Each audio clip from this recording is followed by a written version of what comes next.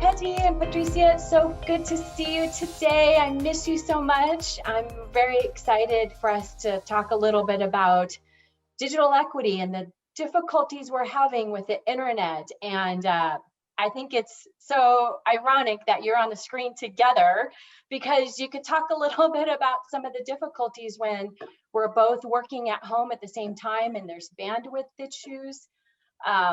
So there's a bill, House Bill 1460, that's really trying to help low-income people and low-income residents get access to affordable, fast enough internet, to devices and tech support, digital literacy support, no matter what language or what needs you have. And I'd love to hear just a little bit about what your thoughts are. And Patty, I know that you work at the ARC of King County, and you serve the most underserved community members who need us the most, who have disabilities and are probably having a really hard time navigating the internet right now.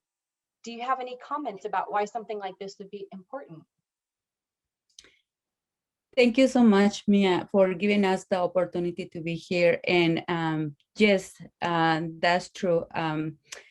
Supporting the disability community, it has been my passion, but it is so hard to see them having a lot of difficulties accessing to affordable internet or any kind of communication device for them to be able to be connected with the world right now in the pandemic. It is so hard. It is so sad for me to see them how hard it is, but also to understand how the services works and how they can make sure they still with us, seeing what resources, services are available in the pandemic. And because everything has been changing every day, it's not something permanent, because everything depends on how the money has been working right now in the pandemic time.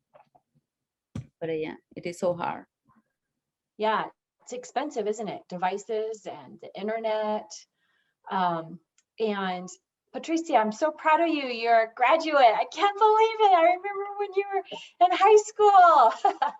And now you're trying to navigate the workforce from home and trying to connect with other people and build a resume. Can you talk a little bit about how that's going through the internet using your device and bandwidth issues? Yeah, Mia, that's a really good question. As I think you kind of had a little taste of what that's like, having 3 different people, me, my mom, and my sister, using the internet all the time. My sister's in high school. I just graduated from college, and I'm out, like, I work from home. I have to be on the computer all the time. My mom does a lot of the same stuff as well. And yeah, it just puts a lot. When the pandemic first started, it was like the amount of money we had to spend to upgrade like all of our digital devices and making sure that our internet connection was stable. Like, it was not something I had considered at all. When you're in front of a computer like for 8 hours a day, you get really uncomfortable. You need a keyboard, you need a new monitor, you need a mouse. I use an ergonomic mouse because my hand literally has cramped up so much. That all costs money, and you multiply that by 3, that is easily like just the most basic monitors, maybe like around $150. Multiply that by 3, the keyboard's $40, the mouse's $20. It all adds up so quickly. And this isn't even considering like our modems, the wires, Ethernet ports. And I'm lucky enough to like be digitally literate that I can like troubleshoot this stuff.